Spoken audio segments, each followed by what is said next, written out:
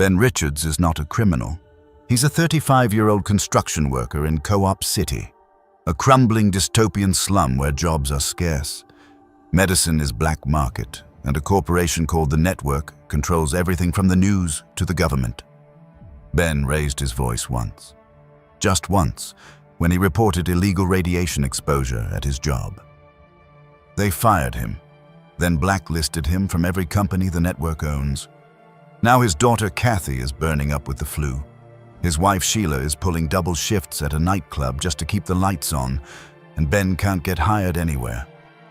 He shows up at his old boss's office with Kathy in his arms, not to guilt trip, but because if he didn't, he would have put the man's face through the desk. He didn't bring the kid to guilt you, and he brought her to stop himself from bouncing your face off this desk. The boss throws him out anyway. Ben had every right to be angry, but do you think signing up for the Running Man was brave or just desperate? Let us know below. Either way, Ben has already made his decision, and the clock is running.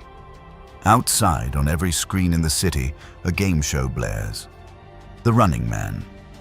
3 men are released into the public with erased identities, a 12-hour head start, and one mission: survive 30 days.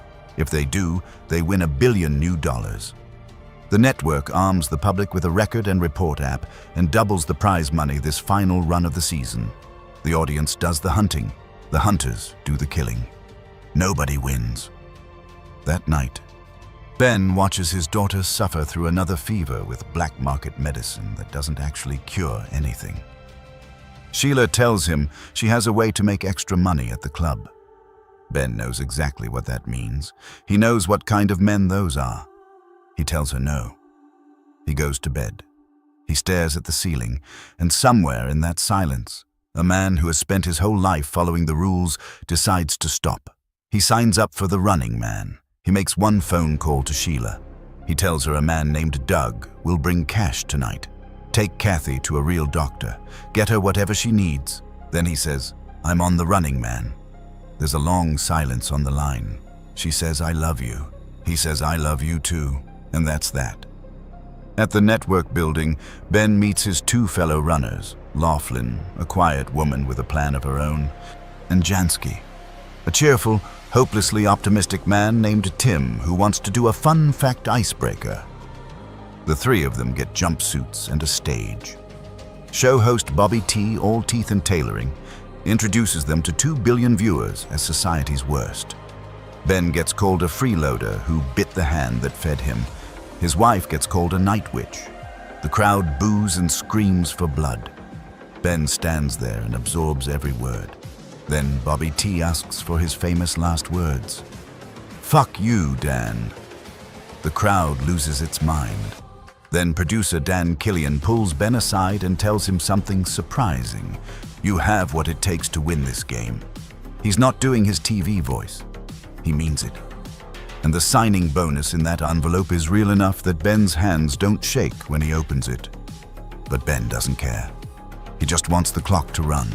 And the runners are released into the city at midnight with $1,000 new and a 12-hour head start. Ben goes straight to his black market contact Molly, a paranoid genius who operates out of a hidden apartment and already saw Ben on the free V. Molly is furious. This is the most dangerous thing you've ever done, and you have done some stupid things. But he sets Ben up anyway. Fake ID, contact lenses, a costume. One piece of advice: disappear into the biggest crowd you can find. Ben takes a train to New York, then Boston, keeps moving, keeps his head down, films his daily 10-minute self-tape as required by the rules, because runners who miss their tapes are still hunted for 30 days without earning a cent.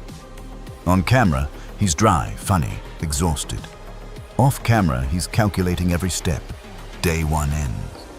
Tim Jansky doesn't make it past 48 hours. He's caught flirting with a store clerk who already reported him, and the hunters close in while he's still working up the nerve to ask her out. A city block turns into a chase. It ends badly. And then there were 2. Richards is cornered on a rooftop in a towel. He rappels down the network's own billboard, crashes through a window, and finds a hunter already waiting inside. He grabs a grenade and goes out the window again just as the hunters come through the door. A tracking drone locks onto him and won't let go. He sets a storage room on fire and drops through a floor grate to escape both. He lands in the sewers. A hunter called Fireball is already down there. Gas mask, flamethrower, no patience. Richards goes underwater to survive it. Something explodes. Fireball doesn't make it. Richards surfaces, burned, soaked, still alive. Ben Richards is still running. Day 10. The show calls it entertainment. He calls it Tuesday. A man in a priest collar and dark glasses has been tracking him. Not for the network, not for the ratings. Personal. Meanwhile, Laughlin goes up in a fireball on national television. The crowd goes wild. The host collects his moment. Then Laughlin walks out of the smoke, throws a fake head at the camera, and disappears. Nobody wins on this show, except tonight, maybe. Ben makes it to a safe house run by a young underground revolutionary named Elton, a brilliant, reckless, deeply angry man whose father was a hot dog vendor and a good cop who quit the network police on principle and was murdered for it. Elton runs a clandestine printing operation out of his basement, distributing an underground newsletter called The Truth. He has a plan for Ben, a detailed map to a Cold War bunker his father refurbished deep in a Maine forest, enough food and supplies to survive 3 years underground. Stay there 2 weeks. Pre-shoot all your remaining self-tapes. A decoy drops them across the country while you wait out the clock. They won't know what hit them. Ben is skeptical. Elton is electric with purpose. He tells Ben that the people in the co-ops are ready. They're furious. They're just waiting for someone to prove it can be done. You're the initiator, he tells him. Ben says he's just a guy trying to get home to his family. Then Elton's elderly mother sees Ben on the news and calls the NCG, the network's privatized police force. The hunters arrive in under 5 minutes. What follows is one of the most chaotic, exhilarating sequences in the film. Elton rigged his entire house with the kind of traps a person builds when they have too much time, too much wire, and absolutely no fear of consequences. The tactical unit comes in hard. Weir hits them with an electrified water gun and calls it bacon.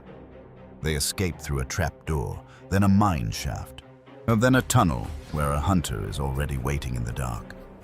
Richards fights him with his hands, wins with the man's own goggles, lets the drone sort out the rest. They come out the other side in a jeep, still alive, still hunted. The clock is still running, while the goons tear apart the wrong hallway. But things don't go to plan in the forest. Elton tells him he's the initiator. Take the map. Go. Ben goes. He hunkers down. He pre-shoots his tapes. He sends a message directly to Killian. I know how this game works. I'm done playing defense. You want a show? I'll give you a show. Here's to mutually profitable annihilation. And then there was one. Ben Richards is the final runner. The network doubles down. McCone, the head hunter and the ghost haunting every runner's nightmares, intensifies the manhunt. Ben keeps moving. A woman named Amelia Williams, a 27-year-old realtor from Bangor, picks him up without knowing who he is. When she recognizes his face, she panics. When he tries to explain, she doesn't listen. The car becomes a standoff. A militia group calling themselves the Rustic Rock Militia Boys intercepts them on a back road, and the network's producers, watching the ratings in real time, order the hunters to kill the militia instead of Ben. Because Ben is gold. Ben is the show. Amelia watches the network murder people who are trying to save her. She looks at Ben. What is it going to take for you to understand I'm not the bad guy? She gives him the gun. They reach a military blockade. Ben climbs out with Amelia and a bag he swears is packed with 12 pounds of BFE-20. He holds the detonator ring with one finger and makes demands on a bullhorn. A flying VAR, luxury jetliner, fully fueled, pointed at Canada. 2 parachutes for Amelia at the bottom of the ramp. Any sudden moves, you won't even hear it go boom. The crowd behind the blockade is cheering. Not for the network, for Ben. They get the plane. On board, Ben gets a moment alone with Dan Killian via satellite. Killian's TV face is gone. He tells Ben the deal is simple. There are hunters in the cockpit. Kill them on camera, live, and Ben becomes Hunter 6, his own show, $5 million per season. And then Killian drops a bomb that has nothing to do with BFE 20. He pulls up footage. McCone and his men flew to Co-op City and found where Sheila and Kathy were hiding under the Family Alliance's protection. The footage shows what they did when they got there. Ben's face goes completely blank. He walks to the galley. He finds a gun by the coffee station, exactly where Killian said it would be. He makes coffee anyway. He brings 2 cups out. He kills the hunters in the cockpit. Then he finds McCone. What follows is a brutal fight. McCone having the size advantage, Ben having nothing left to lose. McCone, bleeding, tells Ben the truth as he sees it. You think I killed your family? Or did Killian sell you just the right lie for a bloodbath season finale? Think about it. Or when does he ever give you something without wanting something back? Ben has no answer. He throws McCone out of the emergency door. Now only Killian is left. The jet is remote piloted. Killian tells Ben the speech he just gave to the cameras was cut for ads. Nobody heard it. None of it mattered. Play your part, or I fly this jet into the network building. Ben tells him to do it. Killian does. He aims the jet at the network building's broadcast tower. The city watches. The network fires a surface-to-air missile. The explosion fills the sky over the studio. But later, much later, an underground channel called The Apostle runs a frame-by-frame breakdown. The crowd was wrong. The timeline was off. The ads ran 6 minutes early and twice as long. Someone had time to manufacture a story. And then a girl in a co-op found the jet's black box on her roof. Her uncle hacked the audio. She distributed it. Hundreds of thousands of copies hit the street overnight. Ben's voice, telling the truth about the network, telling people to turn it off, telling them to watch who pays for it. It went everywhere they couldn't control. The network calls it a suicide. The audience calls it something else. McCone said Killian sold Ben the perfect lie to get a bloodbath finale. So let's settle this. Did Killian actually kill Ben's family? Or did he fake the footage? Drop your theory below. What we do know is this. The last image is quiet. Sheila is in a grocery store in an uptown neighborhood under an assumed name, with Kathy at her side. A store clerk tells her a man outside bought her groceries and a pair of small shoes. Sheila says that's not her name. The clerk shrugs. Outside, a crowd of people chants something the cameras won't show. Richards lives. Ben gave up everything. His safety, his freedom, maybe his life, just to get his daughter real medicine. What would you have done in his position? Sign up or find another way? Tell us in the comments. Outside, a crowd of people chants something the cameras won't show. Richards lives.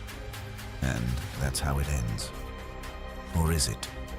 Hit subscribe, because the next one might just blow this out of the water.